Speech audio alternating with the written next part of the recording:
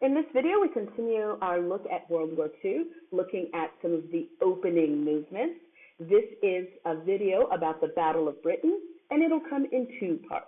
The first part, this one, we'll be talking about the attack of the Low Countries, that is Belgium and Netherlands, and the second one itself will look at the actual fighting.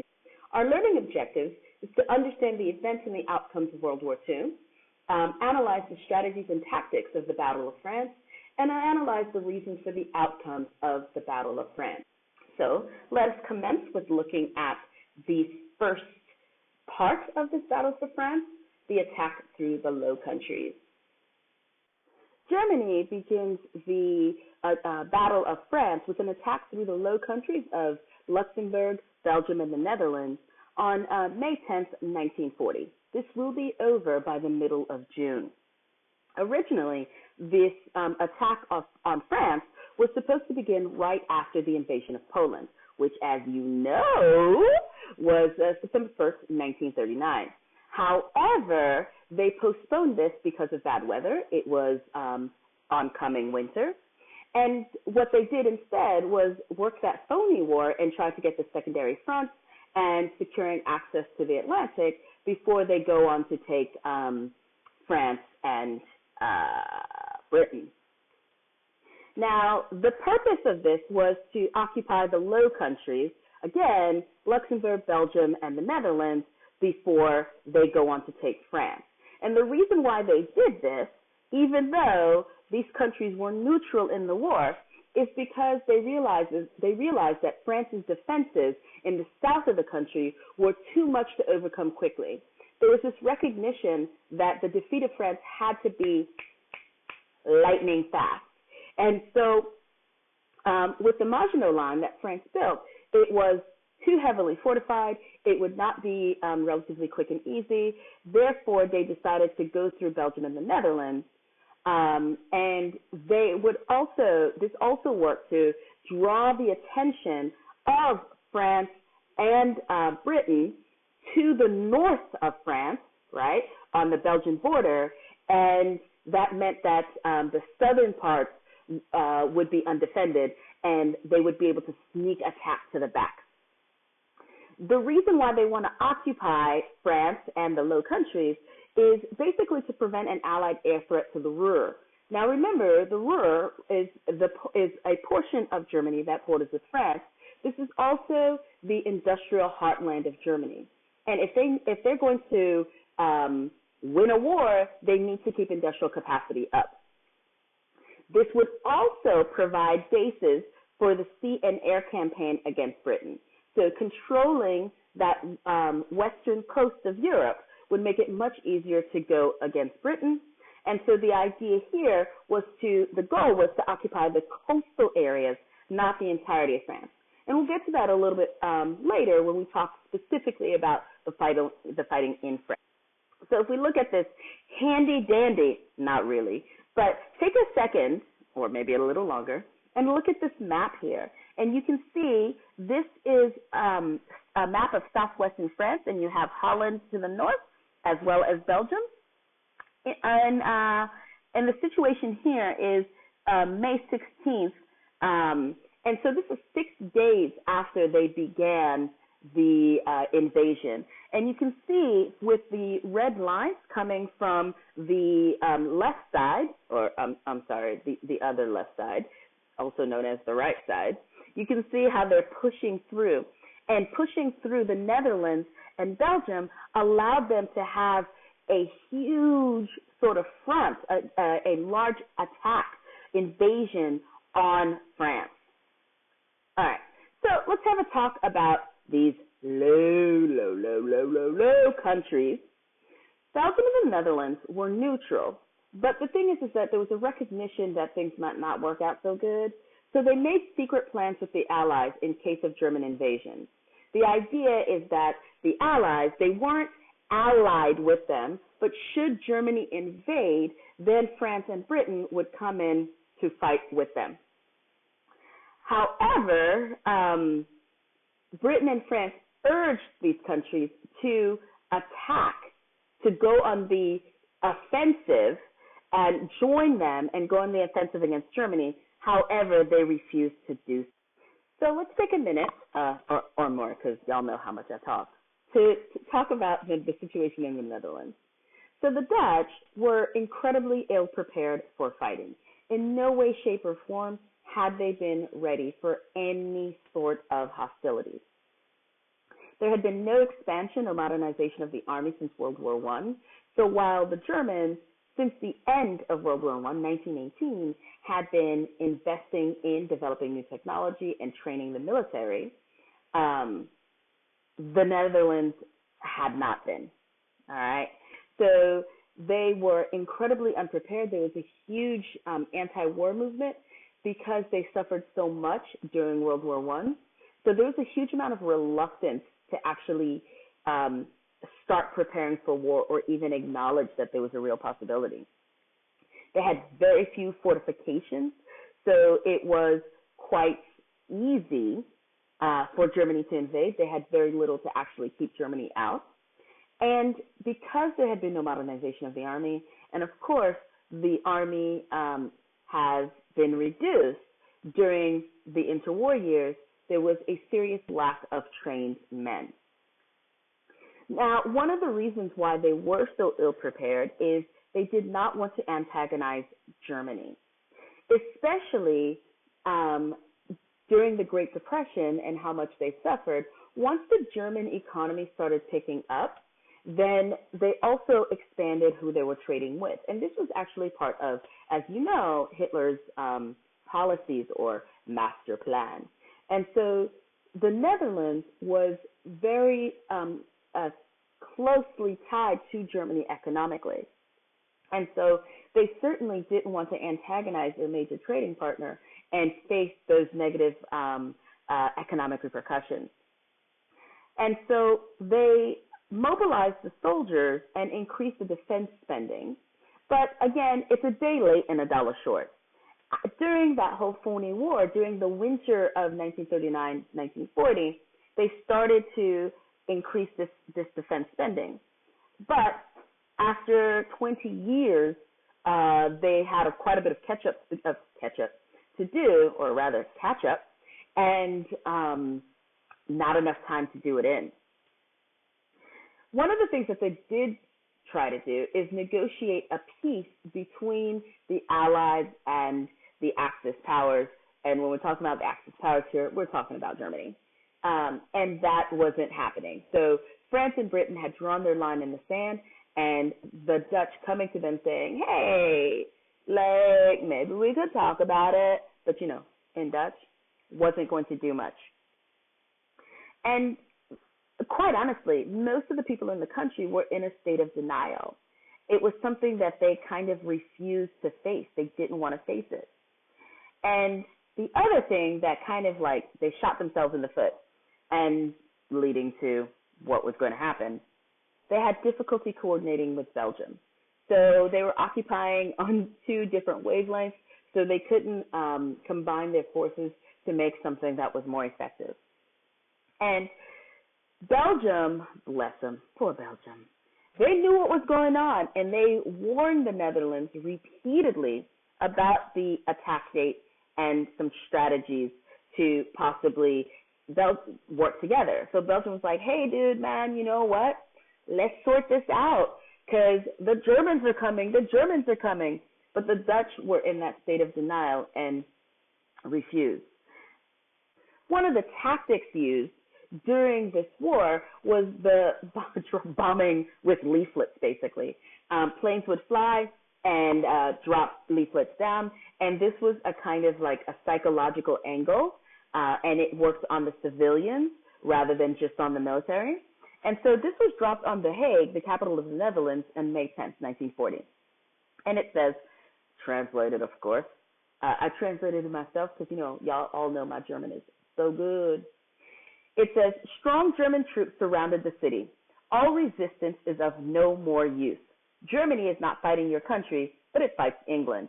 Only forced to during this battle, the German army had to invade your country. The German army protects life and property of every peace-loving citizen. The German troops will punish any violence by the civilians with death. every citizen has to go on with his normal doings in the way he is serving the interests of his own people. So this is kind of like that psychological angle to try to reduce resistance from the people so that they could move quickly with this lightning war. Germany, now this invasion of the Netherlands and Belgium was not popular at home. The German people had no problems with the Dutch. They were seen as being, like culturally similar and so on and so forth. So Hitler had to use quite a bit of propaganda to overcome the domestic dislike of this, to basically allow him to not have resistance at home. There was no formal declaration of war, and this was basically because they wanted to take the Dutch by surprise, and they also didn't want to have anybody prepared. Remember, this is supposed to be lightning, grease lightning, not really, lightning fast. And as I said, it began on May 10th with airstrikes. They were trying to get the airfields in The Hague and Rotterdam out of commission so that they could control the skies. And basically, this blitzkrieg took the Dutch by surprise, especially given how unprepared they were. And this lack of preparing and the blitzkrieg attack gave the Germans a huge psychological advantage. So they started with airstrikes, then they parachuted troops in, and then the ground forces. And so this happened very, very rapidly. And keep in mind how the leaflets worked before they started bombing. They put these leaflets in, and then after, right? So the Dutch, they tried to fight back by destroying bridges to slow German infantry. And you can see this and this image here of the Wilhelmina Bridge, which they did this. And then, of course, the Germans are using the propaganda leaflets to encourage surrender, as we talked about previously. Now, Germany is able to quickly overcome the Dutch army. However, they took heavy losses in attempting to take over The Hague, and they lost a huge amount of aircraft as well as hundreds of paratroopers.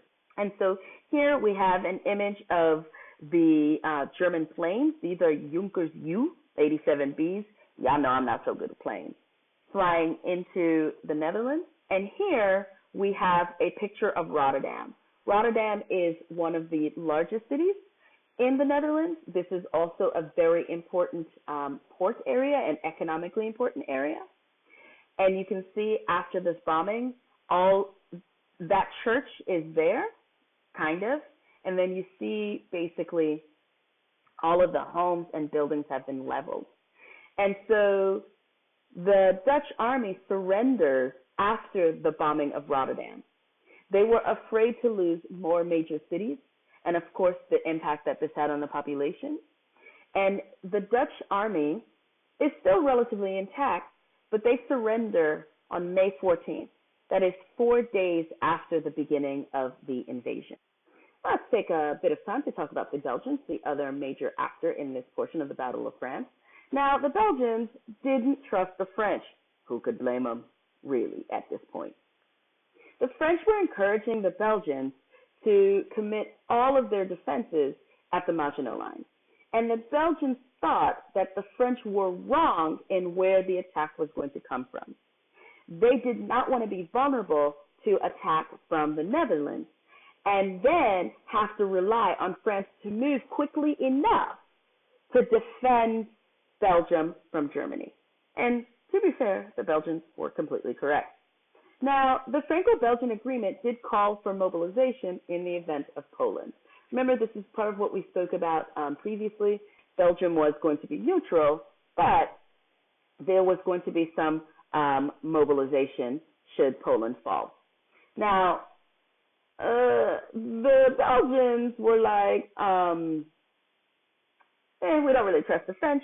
They actually preferred an alliance with the British for a number of reasons. One of the things is that they saw themselves that they thought as being strategically important to Britain, and they thought that Britain would be more willing to go into an agreement. However, the British showed little interest in this.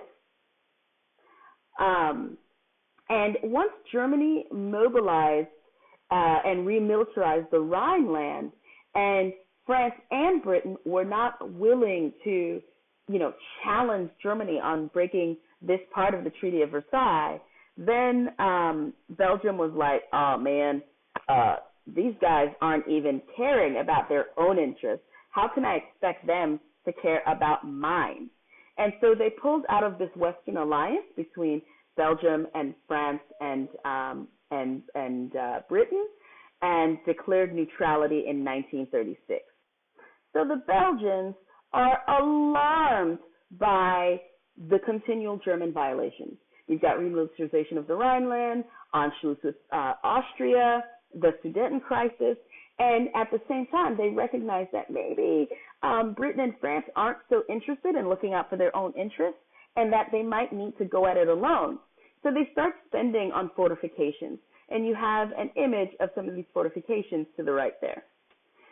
They believed that the Germans were stronger than the Allies. I mean, and to be fair, there is quite a lot of evidence to support this. And they recognized, or they believed, they saw that Belgium would become the battleground between the Allies and the German forces. So they resurrected the army in 1939. They begin to modernize the Air Force. But again, a day late and a dollar short. So let's have a talk about the battle for Belgium. The Belgians took leaked information about German battle plans quite seriously.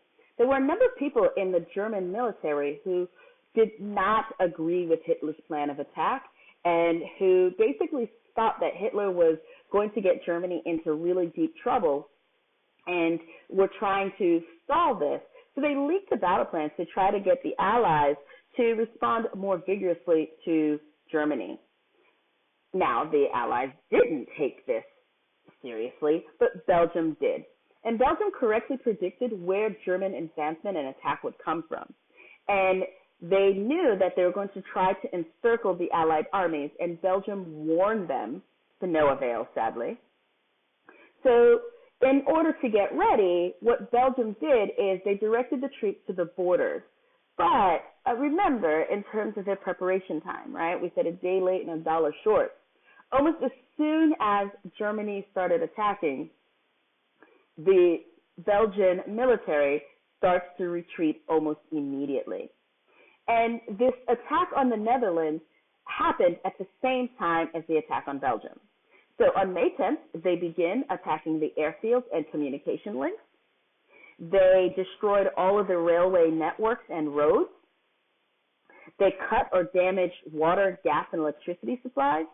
And this is something that's a little different than what was seen before, because all of these are essentially attacking the civilian population.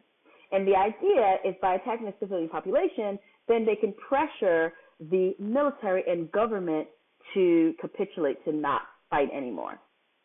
And basically, the Germans were able to get almost complete control of the air almost immediately.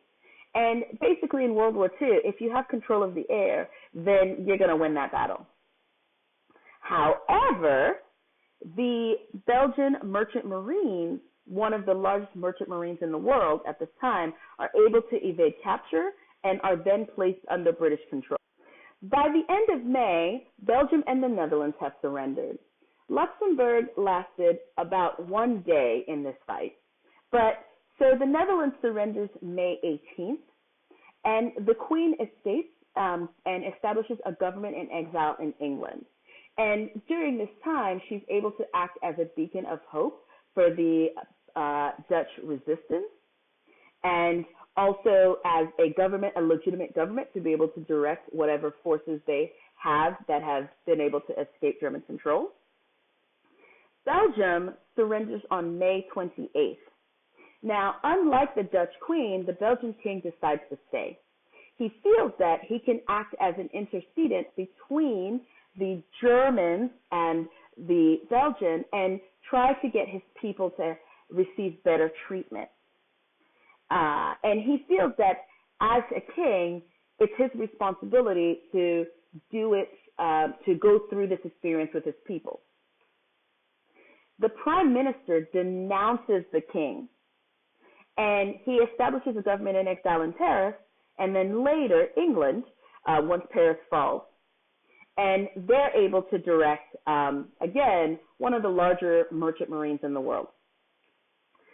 Now, because the Netherlands and Belgium have fallen, the French and the British Expeditionary Force are left exposed. And this was not what they planned for, and it's going to be kind of bad news for them. And this is what we'll talk about in Yo. So here we have an image of a burnt-out German Junker U-52 transport plane. So in Germany won, completely is able to take over Belgium and the Netherlands. However, in doing so, they lost 50% of the transport planes. So that is the planes that they use to move soldiers from place to place. Quickly, half of them are damaged.